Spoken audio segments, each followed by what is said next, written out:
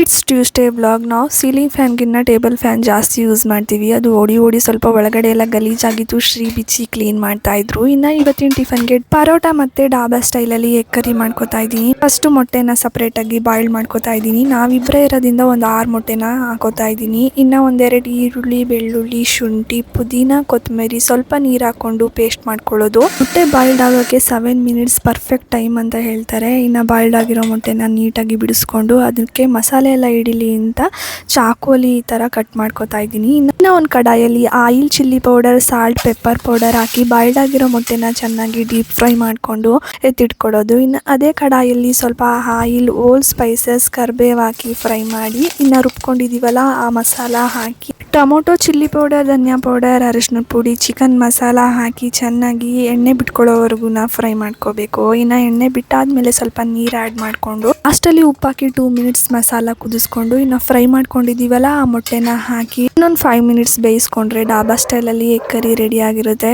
ಶ್ರೀ ಚಪಾತಿಗಿನ್ನ ಪರೋಟ ಅಂತಂದರೆ ತುಂಬಾನೇ ಇಷ್ಟಪಡ್ತಾರೆ. ಅದಕ್ಕೆ ಅಂಗಡಿಯಿಂದನೇ ಪ್ಯಾಕೆಟ್ ಪರೋಟ ತರಿಸಿ ಮಾಡ್ತಾ ಇದ್ದೀನಿ. ಯಾವಾಗಲೂ ತಿನ್ನೋಕೆ ಹೋಗಲ್ಲ, ಅಪರೂಪಕ್ಕೆ ಒಂದ್ಸಲಿ ತಿಂತೀವಿ. ಎಗ್ ಕರಿ ಚೆನ್ನಾಗಿ ಟೇಸ್ಟಿಯಾಗಿ ಆಗಿತ್ತು. ಒಂದ್ಸಲಿ ಟ್ರೈ ಮಾಡಿ ನೋಡಿ.